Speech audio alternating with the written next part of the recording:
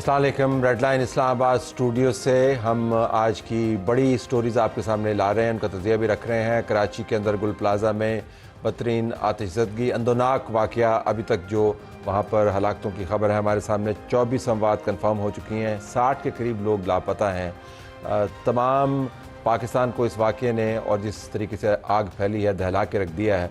इस वक्त भी वर्सा अपने प्यारों के लिए बाहर मौजूद हैं और जानना चाह रहे हैं कि इस मलबे में से उनको क्या मिल सकता है। उम्मीद नहीं है, फिर भी उम्मीद का दामन नहीं छोड़ पा रहे। तो हमारे पास असलम खान वहाँ से ज्वाइन कर रहे होंगे, उस जगह से जहाँ पर ये वाक़या हुआ। ब्यूरो चीफ समा टीवी। आज नाज़रीन दूसरी बड़ी स्टोरी जिससे हम सियासी मामलात का तजिया करेंगे। अपोजिशन लीडर महमूद खान अचकज़ई साहब बाकायदा अपनी सीट उन्होंने संभाल ली और अमलन उन्होंने अपोजिशन के लीडर का रोल एक्वायर कर लिया। उन्होंने इसके ऊपर बयानात भी दिए। हुकूमत वक्त की जानिब से जो बयानात आए उनसे आपको एक मुस्बत फ़िज़ा बनती हुई नज़र आ रही है, लेकिन हमने बहुत मरतबा देखा है कि मुस्बत फ़िज़ा बनती है, फिर बिगड़ती है, फिर वही वहशत जो है वो तारी हो जाती है। तो हमारे पास सेनेटर आबिद शेर अली साहब मौजूद हैं, मुस्लिम लीग नवाज़ के सेंट्रल लीडर, उनका बहुत शुक्रिया। और शहरियार अफरीदी साहब रुकन कौमी असम्बली पाकिस्तान तहरीक इंसाफ की तरफ से आप दोनों का बहुत शुक्रिया जी। हम प्रोग्राम के एक आखिरी हिस्से में बात करेंगे पाकिस्तानियों के अमरीकी वीज़े के हवाले से।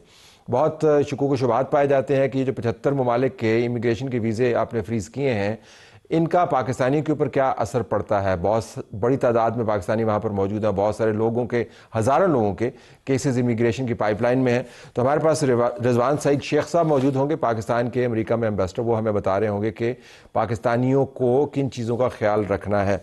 फिर सेनेट में वावेला भी हुआ। एम एल वली खान साहब अमूमन तहम्मुल करते हैं, लेकिन इस मरतबा उन्होंने तहम्मुल का दामन छोड़ा और तू महमे में चले गए। उसके ऊपर मैं आपको एक वीडियो भी दिखाऊंगा और कमेंट भी करूंगा। और फिर अडियाला बुलाया जा रहा है पीटीआई के एक सेनेटर की जानिब से, लेकिन जब उनसे पूछा गया कि आप खुद क्यों नहीं जाते, तो उन्होंने कहा कि कभी कभी मेरी मसरूफियत भी हो जाती है। इस पर भी बात करेंगे। तो असलम खान साहब के पास चलते हैं। क्विक हम राउंड अप ले लेते हैं कि वहाँ पर क्या हो रहा है। असलम अस्सलाम वालेकुम। जी सर, वालेकुम सलाम। अंसम, ये तो बताइएगा कि बहुत बड़ा सानिया है, और जब मैं आपसे बात कर रहा था तो हमें ये भी पता चला कि लवाकिन वहाँ पर मौजूद हैं। एक बड़ा सवाल ये है कि इतनी देर क्यों लग रही है मलबे को हटाने में और हतमी तौर पर ये बताने में कि नुकसान कितना हुआ। तला साहब, जब भी कराची में आग लगती है, मैं बड़ी आग की बात करूंगा, तो इतना ही वक्त लग जाता है। बदकिस्मती हो गई, हम 20-25 सालों से देख रहे हैं कि कोई भी बड़ी आग हो कराची का, वो सानिया में तब्दील हो जाता है। अगर हम बात करें आरजे शॉपिंग मॉल की, हम बात करें सानिया बल्दिया फैक्ट्री की, और अब कराची का गुल प्लाजा, 48 घंटे हो चुके हैं, लेकिन अभी तक अगर हम बात करें कि रेस्क्यू का काम मुकम्मल नहीं हुआ। एक अंदाज़ा लगाया जा रहा है कि 3 दिन या 5 दिन भी लग सकते हैं इस ऑपरेशन के अंदर। 26 अफराद की लाशें अब तक बरामद की जा चुकी हैं। 26 डेड बॉडीज़ में से 13 की शनाख्त हो चुकी है, ऐसा कहना है कमिश्नर कराची का, जब से कुछ देर पहले उन्होंने बात की थी। और अगर हम बात करें कि जो लापता है उनकी तादाद तकरीबन 50 अफराद ऐसे हैं जो अभी तक मिसिंग है। अगर हम बात करें 10:16 पर आग लगी और 10:26 पर पहला फायर टेंडर पहुंचा, ऐसा कहना है वज़ीर आला सिंध का। लेकिन आप ये अकब में देख सकते होंगे कितनी बड़ी तबाही हुई है इस शॉपिंग सेंटर में कि यह मुकम्मल तौर पर जलकर राख हो गया। गो कि जो उसका नक्शा था उसमें 10,017 दुकानों की गुंजाइश थी और 1200 से ज़ायद दुकानें बनाई गई। तकरीबन 179 दुकानें जो है वो गैर कानूनी तौर पर बनाई गई। इसकी राहदारी में भी दुकानें थी, और जो दरवाजे थे और जो पार्किंग का था वहाँ पर भी दुकानें बना दी गई थी। ये एक चीज़ें अगर बात करें कि हुकूमत की जिम्मेदारी थी कि इन चीज़ों को रोके, लेकिन आपका सवाल था इतनी देर क्यों हो गई। अब ये आप देख सकते होंगे कि जो डंपर मंगवाए गए हैं, हैवी मशीनरी की मदद से मलबे को तोड़ा जा रहा है और उस मलबे को उठाया जा रहा है। कभी भी हमने नहीं देखा कि इस तरह का कोई बड़ा वाक़या हो जाए तो रेस्क्यू ऑपरेशन कम से कम 7-8 दिन से पहले मुकम्मल हुआ हो। ये आलात भी हमारे पास नहीं है, वसाइल उस तरह नहीं है जिस तरह होने चाहिए थे, और ना ही मेरे ख्याल में एक तरबियत है। 2007 में एक इस तरह का इदारा बनाया गया था, सर्च एंड रेस्क्यू ऑपरेशन। उसमें यह कहा गया था कि मशीनरी भी ली जाएगी और अफराद को ऐसी तरबियत दी जाएगी कि जब इस तरह का सानिया हो तो अफराद को बचाया जा सके। तलत साहब, जो लोग उस आग के मौके पर निकल गए थे, कुछ शुरू में अगर हम बात करें आधे घंटे में, वो तो बच गए, लेकिन उसके बाद एक शख्स को भी जिंदा नहीं निकाला जा सका। ये कितना बड़ा अलमिया है कि अगर एक आग लगती है, एक बड़ी आग लग जाती है, और शहर भर से 22 फायर टेंडर भी मंगवाए गए थे, 4 स्नार्कल यहाँ पर काम करती रही, लेकिन एक शख्स को भी बचाया नहीं जा सका। और जिन अफराद के बारे में कहा जा रहा था कि 75 लापता है, उनमें से अगर मैं कहूँ कलामी होती है, अगर मैं पूछ पाऊँ आपसे, वो ये कि ये लोग कौन थे, ये बिल्डिंग के अंदर मौजूद थे। बाज़ जगहों पर यह भी बताया गया कि कुछ लोग आग लगने के बाद अपना सामान वहाँ से निकाल रहे थे और आग में फंस गए। वो अगर आपके पास तफसील है तो बताइएगा।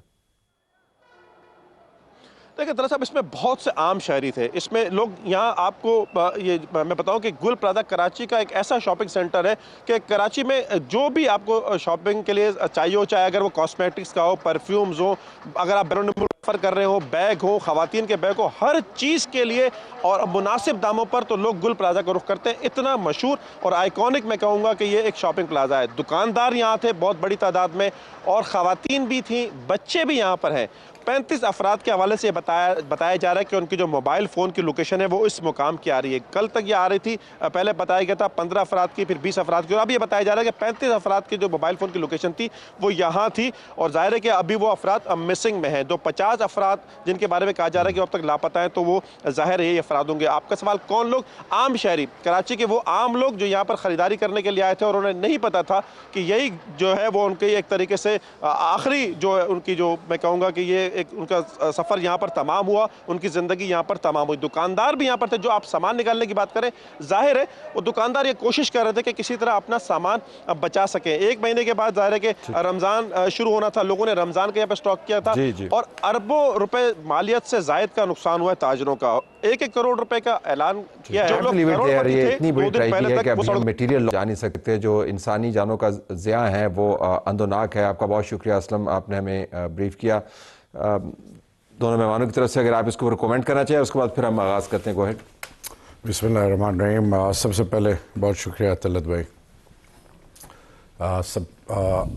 ये जो अलमनाक वाक़या है, इसने बेशक पूरी पाकिस्तानी कौम को जिस इस्तराब में मुब्तला किया है, और दिल की अता गहराइयों से अल्लाह से दुआ है कि अल्लाह उनकी 26 जो डेड बॉडीज़ मिली हैं, अल्लाह पाक उनकी अपने दरबार में शहादत कबूल करे और उनके वरसा को सब्र जमील दे। और बाकी लोग अल्लाह करे कि वो उनकी ज़िंदगियाँ महफूज हों और उनको इंशाअल्लाह हमें उम्मीद पॉजिटिव रखनी चाहिए कि हमारी जो भी स्टेक होल्डर्स हैं वहाँ पे जो लगे हुए हैं इस वक्त, वो उनको रिकवर करने में कामयाब हो जाएं। बट सवालात क्या है? कोई पॉइंट स्कोरिंग नहीं होगी। हमने देखिए जी, social compliance, security and safety measures, ये ऑब्लिगेटरी है। आज की महज़ब दुनिया में अगर आप रियासत सिर्फ अपनी ज़ात की हद तक या अपने एक सोच के तहत महदूद रहें तो नुकसान अवाम का और रियासत का होता है। अभी हमने ना सिर्फ इदारे बनाने में नाकाम रहे, अब महज़ब दुनिया से सीखने को बहुत कुछ है। अब सबसे पहले मेरा सवाल यह है कि जब प्रोविंशियल डिज़ास्टर मैनेजमेंट की बात आए या वो इदारे जो रेस्क्यू करने वाले हैं, उनमें स्किल्ड मैन पावर होनी चाहिए, उनके पास उनकी कैपेसिटी बिल्डिंग हो, उनके पास इक्विपमेंट हो, टेक्नोलॉजी हो। फिर अबव ऑल बाय लॉज जो हैं म्यूनिसिपैलिटी के, कॉरपोरेशन के, वो उनको मनोन इम्प्लीमेंट करना। कागज पे सब कुछ मौजूद है, ये सब कुछ जो है सब कुछ है, लेकिन चेक एंड बैलेंस नहीं है, रिवॉर्ड एंड पेनल्टी नहीं है। और देखें, एक एक शख्स जो अपने घर का कफील या जो ताजिर बरादरी या वो लोग जिनकी हार्ड अर्न मनी है, अरबों रुपए का जिस तरह बता रहे हैं नुकसान, देखिए जी पैसे तो रिकवर हो जाते हैं लेकिन वो जो कीमती जाने हैं। अब ये सवालिया निशान है कि 18th अमेंडमेंट के बाद हमने बड़ी आसानी से सूबों को बहुत कुछ दे दिया। ये कलेक्टिव रिस्पॉन्सिबिलिटी है रियासत की कि तमाम स्टेक होल्डर्स बैठें और ये नेशनल डिजास्टर मैनेजमेंट और प्रोविंशियल डिजास्टर मैनेजमेंट के बजाय तो मेरे ख्याल में डिस्ट्रिक्ट डिजास्टर मैनेजमेंट जी गो अहेड। आप तलत भाई बहुत शुक्रिया आपका। इसमें कोई दो राह नहीं है कि ये बड़ा अंदरनाक वाक़या है और 50 के लोग जैसे मिसिंग है, काफ़ी जाने जा चुकी हैं। इससे अंदाज़ा कर ले कितने घर उजड़ गए। लेकिन मेरा सवाल है एक, क्या किसी अथॉरिटी के चेयरमैन को इस पर सज़ा हुई है? जो SOPs होते हैं, जो बाई लॉज, अभी अफरीदी साहब ने कही सारे सब शहरों में अथॉरिटीज़ बनी, फैसलाबाद की FDA, मुल्तान की भी है, पिंडी की अथॉरिटी है, इस तरह KP में भी होंगी, सिंध में होंगी। ये कौन लोग हैं, इनको सजाएं क्यों नहीं दी जाती? नंबर 1। नंबर 2, सेफ्टी मेजर्स क्यों नहीं लिए गए? अगर कोई प्लाजा है, कराची फाइनेंशियल हब है, पूरा पाकिस्तान कराची बेस्ड इकोनॉमी पर चलता है, और उस खूबसूरत तरीन शहर को आपने इस नहज पर ला दिया कि सैकड़ों लोगों की जानें चली गई। एक मरतबा नहीं हुआ वाकया, 4 वाकया तो गिनवा चुके ये हैं। काफ़ी मरतबा हो गया। लेकिन तलत भाई, मेरा सवाल ये है कि किसी अफसर को तख्तादार पर लटकाया गया, जब उन सशक्ति आंसुओं को देखो, जो माओं को, बहनों के जैसे वो लापता, जी बिल्कुल, सुकून नहीं मिलता उस जब वहीं भी बैठे हुए फुटपाथों के तो ऊपर। क्या उनको ये नहीं है कि करोड़ रुपया आपकी जेब में डाल दो, ना किसी के भाई ने वापस आना, ना किसी के बेटे ने, ना किसी के बाप ने, ना किसी की बहन ने। सवाल मैं सिर्फ सिंपल करूंगा, जो अदारे बने हुए हैं उन लोगों को पब्लिकली हैंग करें, सजाएं दें कि ये आपकी नेग्लिजेंसी की वजह से एफर्ट दुनिया में हो जाते हैं, जी, ट्रेजेडीज हो जाती हैं, लेकिन तो ज़ाहिर है आप जिम्मेदारी फिक्स उसके करें। लिए आपके पास इंस्ट्रूमेंट्स नहीं है, आपके पास रिसोर्सेज नहीं है, पैसे जाते कहाँ पे?